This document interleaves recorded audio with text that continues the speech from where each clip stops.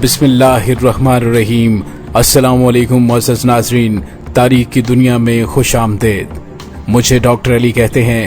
ناظرین، تاریخ کے جھروکوں سے آج ہم اس جنگ کا ذکر کریں گے کہ جس میں پاکستان کے انتہائی ذہین آفیسر نے اپنی ذہانت اور عسکری حکمت عملی سے 44 کے مقابلے میں 600 ٹینکس کا حملہ نہ صرف ناکام کر دیا بلکہ دشمن کے ٹینکوں کو آپس میں ہی لڑوا دیا۔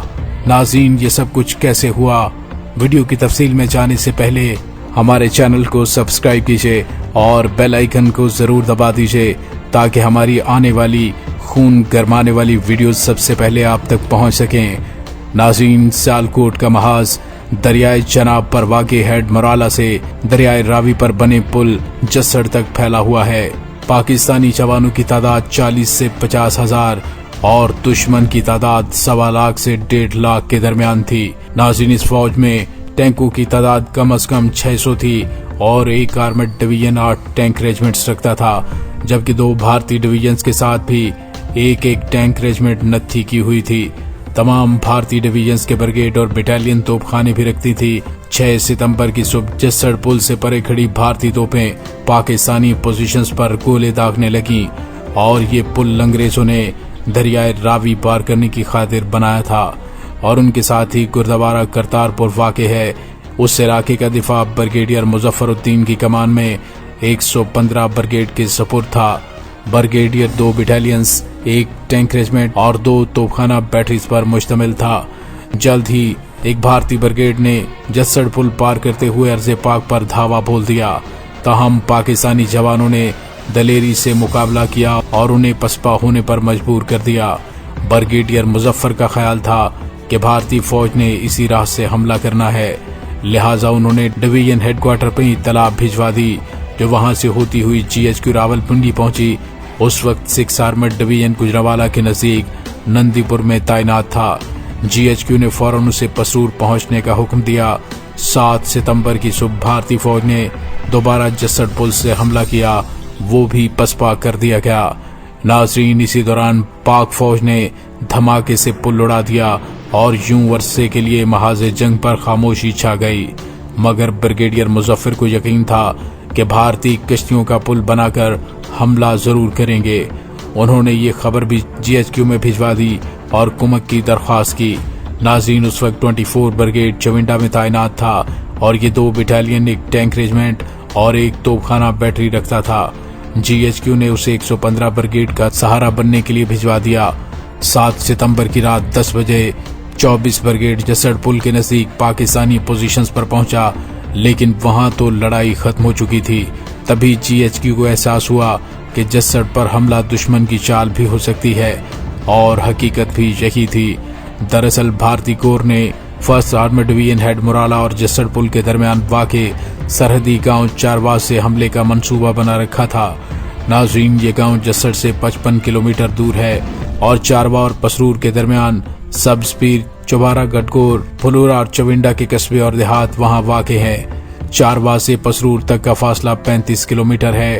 افواج پاکستان کو مزید چکمہ دینے کے لیے 7 ستمبر کی رات 11:30 بجے بھارتی فوج کا 26 انفینٹری ڈویژن انولا شریف گاؤں سے سیالکوٹ پر حملہ آور ہوا، اور ناظرین، یہ گاؤں ہیڈ مورالا سے 37 کلومیٹر دور ہے۔ گویا بھارتی فوج نے ایک حملہ دائیں اور دوسرا بائیں طرف سے کیا۔ 26 انفینٹری ڈویژن کا بنیادی کام یہ تھا کہ وہ سیالکوٹ شہر کے دفاع پر مامور پاکستانی 101 بریگیڈ کو اپنی جگہ سے ہلنے نہ دے۔ ناظرین، یہ بھارتی ڈویژن 8 بٹالین پیدل فوج اور 1 ٹینک ریجمنٹ رکھتا تھا، جبکہ پاکستانی بریگیڈ کی صرف 2 بٹالینز اور 1 ٹینک ریجمنٹ تھی۔ گویا دونوں کا آپس میں کوئی مقابلہ نہیں تھا۔ 26 ڈویژن نے پاکستانی سرحدی دیہات پر بآسانی قبضہ کر لیا۔ 7 ستمبر کی رات بھارتی فوج کے 6 ماؤنٹین ڈویژن اور 14 انفینٹری ڈویژن نے 1 آرمڈ ڈویژن کے ساتھ چاروا کے قرب و جوار سے پاکستان پر حملہ کر دیا۔ ناظرین، جیسا کہ میں پہلے بتا چکا ہوں کہ اسی علاقے میں 24 بریگیڈ تعینات تھا، جسے جسڑ بھجوا دیا گیا تھا، تاہم بریگیڈیئر کمانڈر عبدالعلی خان एक बटालियन फौज और एक टैंक स्क्वाड्रन वहीं छोड़ गए थे। एक बटालियन और एक टैंक स्क्वाड्रन का 3 डिवीजन फौज से कोई मुकाबला था ही नहीं। इसलिए भारतीय फौज बहुत जल्द पाकिस्तानी दस्ते को चविंडा की जानिब पिस्पा होने पर मजबूर कर दिया। 7 सितंबर की रात 2 बजे 24 ब्रिगेड ने वापस चविंडा की समत सफर शुरू कर दिया और सुबह 6 बजे अपनी मंजिल पर पहुंच गया। जब 8 सितंबर का सूरज तलू हुआ तो मुसलसल सफर से थके हारे फौजी सस्ता ही रहे थे कि खबर मिली कि भारतीय फौज ने चारवाह के रास्ते हमला कर दिया है। तब पाकिस्तानियों को खबर नहीं थी कि यह भारतीय फौज का मरकजी और बुनियादी हमला है। भारतीय फौज का प्लान ये था कि 8 सितंबर को फलोरा और चविंडा पर कब्जा कर लिया जाए, वहां अड्डा बनाकर सियालकोट, वजीराबाद और गुजरांवाला की जानिब पेशकदमी करना उनके मिशन में शामिल था। दुश्मन के उस हमले ने 24 ब्रिगेड के हेडक्वार्टर में सरासीमगी फैला दी। इत्तला थी कि भारतीय फौज के साथ टैंक भी हैं, नीज उसे तोपखाने की मदद भी हासिल है। गोया भारतीय फौज ने 10 किलोमीटर तक फैले उस महाज पर खासा बड़ा हमला किया था। तब पाकिस्तान को इल्म नहीं था कि उस महाज पर मशहूर जमाना 1 आर्मड डिवीजन, बमा 6 माउंटेन डिवीजन और 14 इन्फेंट्री डिवीजन हमलावर हुआ है। 24 ब्रिगेड के सभी जवान थके हुए थे, मगर दिफाए वतन के जज्बे ने उनमें नई तवानाई भर दी। ब्रिगेड के नत्थी टैंक रेजिमेंट 25 कैवलरी कहलाती थी और उसके कमांडर लेफ्टिनेंट निसार अली खान थे। नाज़रीन, अब ब्रिगेडियर अब्दुल अली खान और निसार अली खान के माबैन मुशावरत हुई। चूंकि ब्रिगेड में तोपों की तादाद बहुत कम थी, अलबत्ता 44 टैंक्स मौजूद थे। गोया अभी यही टैंक पेशकदमी करते भारतीय फौज का रास्ता रोक सकते थे। इसलिए अब्दुल अली खान ने आर्जी तौर पर कमान अपने साथी निसार अली खान के सपुर्द कर दी ताकि वो जंगी प्लान तश्कील दे सकें। नाज़रीन, दुश्मन की नफरी से लाइल निसार अली खान ने तब एक अस्करी चाल चलने का फैसला किया। उन्होंने अपने टैंक पूरे महाज पर फैला दिए। यूं वो दुश्मन पर तासुर देना चाहता था कि ज्यादा खुशियां मनाने की जरूरत नहीं। किस इलाके में भी पाक फौज के कसीर तादाद फौजी टैंक और तोपें मौजूद हैं। निसार अली खान ने पहले तो जीप में सवार होकर वहां से जंग का जायजा लिया। उन्हें दूर धुएं के बादल उठते दिखाई दिए। तब भारतीय टैंक्स पाकिस्तानी बस्तियों में खाली घरों पर चांदमारी कर रहे थे। उन्होंने फिर अपने एक स्क्वाड्रन मेजर मोहम्मद अहमद की ज़ेर क़यादत चारवाह की समत भिजवा दिया। 7:30 बजे दूसरा स्क्वाड्रन दाईं समत और 11:30 बजे बाएं तरफ तीसरा स्क्वाड्रन भिजवा दिया। नाज़रीन, इस तीसरे दस्ते की क़यादत वो खुद कर रहे थे। यूं 25 कैवलरी के तकरीबन सभी टैंक 10-11 किलोमीटर के रकबे पर फैल गए और चंद टैंक पीछे बतौर रिजर्व रखे गए। नाज़रीन, यह यहाँ है कि निसार अली खान ने मैदान जंग में जबरदस्त बहादुरी का मुजाहरा करते हुए बढ़ते हुए दुश्मन पर हमला करने की पॉलिसी अपनाई, वरना ऐसे मौके पर उमूमन दिफाई इकदाम किए जाते हैं। मगर निसार अली खान ने अपने सभी टैंक आगे दुश्मन के सामना करने की खातिर भेज दिए। इसी अस्करी चाल को बादशाह भारत के नामी करामी जर्नैलों ने अपनी कुतब में सराहा और उसे बेहतरीन और जबरदस्त करार दिया। नाज़रीन, 8:45 बजे पाकिस्तानी फिजाइया के शाहीनों ने पेशकदमी करते हुए भारतीयों पर बम बरसाए और इसी बमबारी से टैंकों को खास नुकसान नहीं पहुंचा, ताहम भारतीय काफिला 1 घंटे तक रुकने पर मजबूर हो गया। नाज़रीन, ये वक्त तीनों पाकिस्तानी स्क्वाड्रन्स के लिए बहुत कीमती साबित हुआ क्योंकि उन्होंने मतलूबा इलाकों तक पहुंचकर पोजीशन संभाल ली थी। 10 बजे सबसे पहले मेजर मोहम्मद अहमद के स्क्वाड्रन का गदघोड़ के मुकाम पर भारतीय टैंकों से सामना हुआ और जल्द ही फ्री कैन के माबैन लड़ाई छिड़ गई।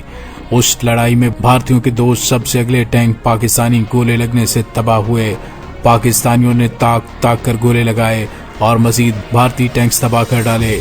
नाज़रीन, उससे पहले मुकाबले के दौरान मेजर मोहम्मद अहमद ने जबरदस्त दलेरी दिखाई और अपने टैंक के खुले मुंह पर बैठकर अपने जवानों की हिम्मत बढ़ाते रहे।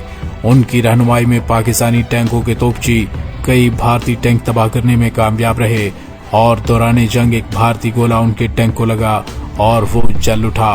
मेजर मोहम्मद अहमद और टैंक का दीगर अमला आग में झुलस गया। ताहम मेजर मोहम्मद दूसरे टैंक में मुंतकिल हो गए और जख्मों की परवाह किए बगैर अपने जवानों की कमान करते रहे।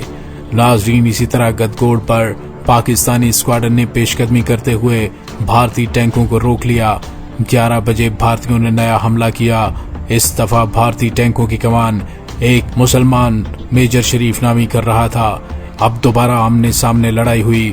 میجر شریف پاکستانی گولہ لگنے سے مارا گیا۔ کمانڈر ہونے کے باعث یہ بھارتی حملہ بھی ناکام رہا۔ 25 کیولری کے بقیہ 2 اسکواڈرنز گدگوڑ کے دائیں بائیں واقع علاقے تھروا منڈی اور روڑکی کلا میں تعینات تھے، اور ان جگہوں پر بھی پاکستانی اور بھارتی ٹینکوں کی دو بدو جنگ ہوئی۔ دراصل علاقے میں گنے کے کھیت لگے ہوئے تھے، اسی لیے کھیت ٹینکوں کو چھپا لیتے اور وہ دور سے نظر نہیں آتے تھے۔ پھر 50 سال قبل عسکری دوربینیں بھی اتنی طاقتور اور نفیس نہیں تھیں کہ کھیتوں میں چھپے ٹینکوں کو دیکھ لیتی، اس لیے جب حریفوں کے ٹینک قریب آتے تو ان کی مٹ بھیڑ ہو جاتی۔ ناظرین، گدگوڑ کے دائیں بائیں واقع علاقوں میں بھی لڑائیوں کے دوران پاکستانی جوانوں نے حملہ آور بھارتی ٹینک تباہ کر دیے۔ 8 اکتوبر کو پھلورا پر حملہ آور بھارتی ٹینکوں کی مہم کا سربراہ برگیڈیم کھیم کرن سنگھ نفسیاتی طور پر شکست خوردہ انسان بن چکا تھا۔ 125 سے زائد ٹینک اور کم از کم 3000 فوجیوں کا کمانڈر ہوتے ہوئے وہ ایک چھوٹے سے پاکستانی قصبے پر قبضہ نہ کر سکا۔ اس حملہ آور فورس کو توپوں کی مدد بھی حاصل تھی۔ برگیڈیئر کھیم کرن کا خیال تھا کہ پاکستان کی کم از کم 2 ٹینک ریجمنٹس میدان میں ہیں۔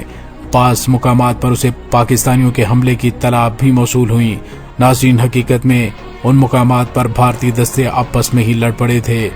دراصل حملہ آور بھارتی فوج 20 ٹینکوں پر مشتمل تھی، اس لیے 2 مقامات پر غلط فہمی کے باعث بھارتی دستوں نے ایک دوسرے پر گولہ باری شروع کر دی۔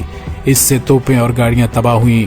دوپہر 2 بجے کھیم کرن نے اپنے دستوں کو پیچھے آنے کا حکم دیا اور سبز پیر کے مقام پر دفاعی لائن قائم کر لی۔